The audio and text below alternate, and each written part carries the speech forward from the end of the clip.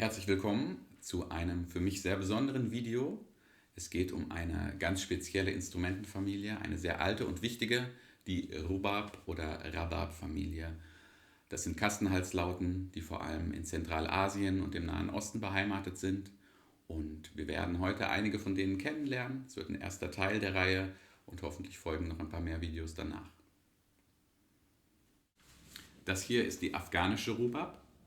Dieser spezielle Typ wird auch Herati-Rubab genannt. Das hat mit diesem zusätzlichen Bund hier oben zu tun. Dadurch entsteht ein Viertelton, der in der traditionellen Musik von Herat immer noch manchmal gebraucht wird. Ansonsten wird dieses Instrument meistens Kabuli-Rubab genannt, nach der Hauptstadt Afghanistans Kabul, wo sich das Instrument entwickelt hat. Kabul war neben Kandahar und Peshawar damals eines der wichtigen Zentren für die Musik auf der Rubab. Dieses Instrument hat sich in dieser Form so zwischen dem 17. und 18. Jahrhundert entwickelt und hatte vorher verschiedene regionale Vorläuferinstrumente. Besonders an dieser Rubab sind die Anzahl an Resonanzsaiten, die hier oben zu sehen sind, die einfach nur dazu dienen, einen schwebenden, flächigen Klang zu machen. Und es gibt ein paar Bodun-Saiten, das sind Saiten, die einfach nur angeschlagen werden, um die Grundtonart zu zeigen. Ansonsten wird die Musik auf diesem Instrument ohne große Vierteltöne gespielt. Es ist ein Zwölftonsystem, wie wir es auch in Europa kennen.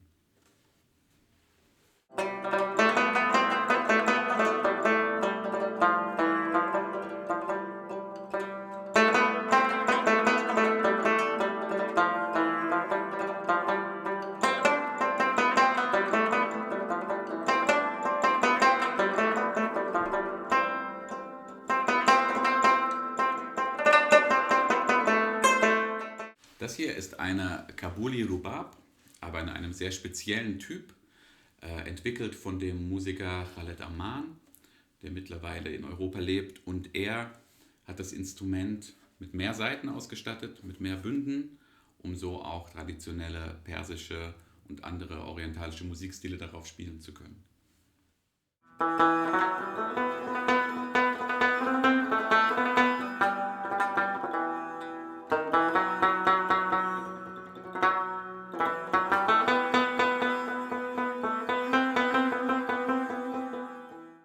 Hier haben wir die persische Rubab. Das Instrument wird vor allem in der Region Chorasan im Osten des Iran gespielt, an der Grenze zu Afghanistan. Und genau aus dieser Verbindung hat sich das Instrument auch entwickelt. Es gab im Iran früher Rubab-Typen, die etwas anders aussahen. Diese hier, kann man erkennen, ist sehr vom Design des afghanischen Instruments inspiriert und entstand auch durch den kulturellen Austausch der Gegenden. Im Gegensatz zum afghanischen Instrument hat es ein komplettes Griffbrett, auf dem die Töne für die persisch-traditionelle Musik in Vierteltonschritten angeordnet sind.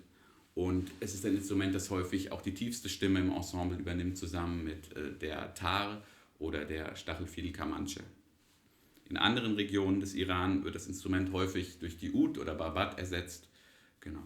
Und diese Version hier nennt sich auch Shah Rubab, Shah von Persisch für König, weil es das tiefste Instrument in dem Register ist.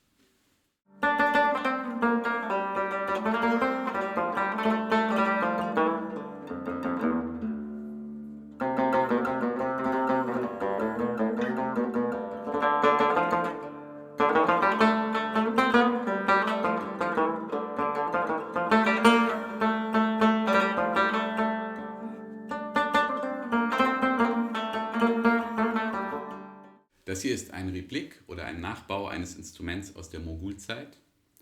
Die Ausdehnung des Mogulreichs hatte irgendwann eine Größe vom heutigen Indien bis zu den Grenzen des Iran. Und dieses Instrument wurde von einem Gemälde aus dieser Zeit kopiert, genau mit diesem Design hier. Es gab andere Instrumente wie dieses auf anderen Bildern aus dem Iran oder bis in den Kaukasus nach Aserbaidschan, immer mit einer ungefähren Form wie dieses hier, manchmal komplett mit einer Haut bedeckt, manchmal mehr wie eine Acht. Und während der Mogulzeit wurde es neben Rabab auch mit dem Wort Kopus bezeichnet oder Komus. Das ist ein altes türkisches Wort für Musikinstrumente. Und in heutiger traditioneller Musik kommt das Instrument allerdings in dieser Form nicht mehr vor und wurde durch modernere Varianten des Instruments ersetzt.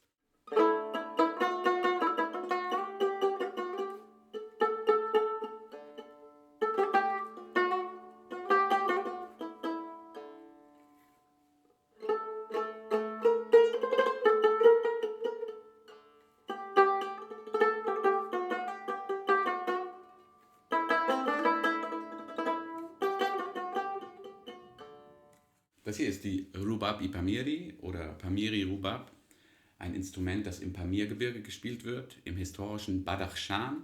Das liegt zur Hälfte im heutigen Tadschikistan und zur anderen in Afghanistan.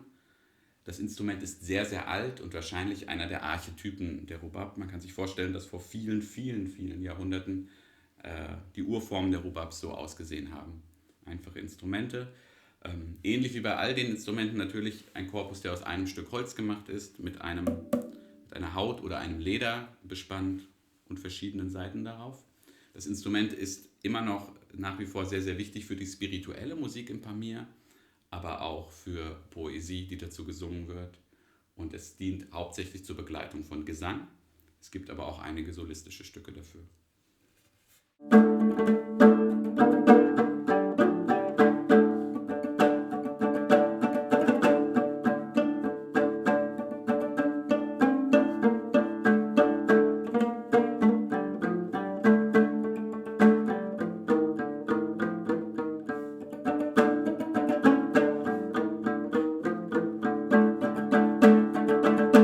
Das hier ist eine andere Form der Pamiri Rubab. Sie verbindet einige Elemente von verschiedenen Lauten aus dem Pamirgebirge. Und ich habe dieses Instrument in verschiedenen Videos auch schon gesehen, wie es von Pamiris im Wakhan-Korridor gespielt wird.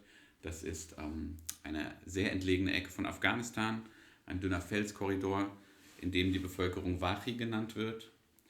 Und dort leben aber auch viele Leute aus dem Pamirgebirge, die ihre Kultur und Instrumente natürlich mitgebracht haben. Und wie man sieht, ist dieses Instrument im Gegensatz zu älteren Pamiri Rubab schon mit Resonanzsaiten ausgestattet, wie wir es auch vom afghanischen Instrument kennen.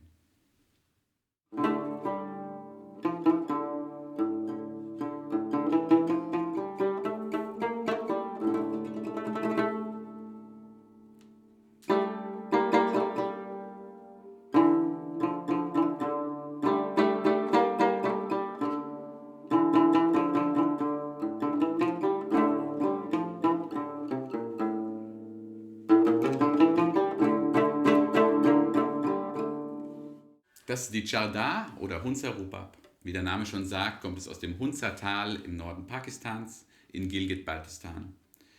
Die Menschen in Hunza haben schon lange eine besondere Musiktradition und dieses Instrument ist Teil davon. Man sieht, dass das Instrument in sich Elemente der Pamiri Rubab und der afghanischen Rubab in sich vereint. Man könnte es als Hybriden bezeichnen. Es ist aber dort eines der wichtigsten traditionellen Instrumente, zusammen mit einigen gestrichenen Instrumenten.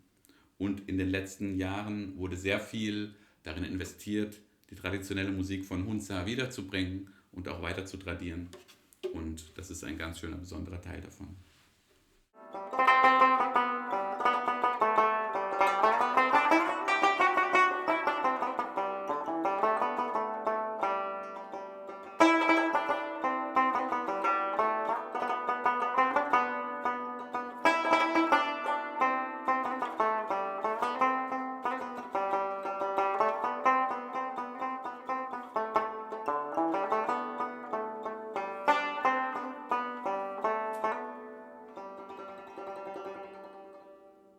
Das hier ist die Sikh Rabab oder auch Firandia Rabab genannt, nach Bhai Firandia, der das Instrument gemacht haben soll. Und zwar für den Begleiter von Guru Nanak, dem spirituellen Führer der Sikh.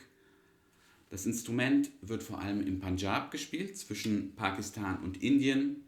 Es gibt in dieser Form allerdings noch andere Instrumente, die auch Rabab genannt werden und in verschiedenen Orten in Indien und Pakistan gespielt werden. Die sind oft verschieden groß. Es gibt kleinere und größere mit mehr oder weniger Saiten. Aber dieses spezielle Modell wird eben, wie gesagt, von den Sikh gespielt. Natürlich nicht nur in Indien und Pakistan, sondern überall, wo die Sikh leben. Und es ist ein sehr wichtiges Instrument, weil es das erste Instrument war, das der Guru mitgenommen hat und auf seinen Reisen immer dabei hatte.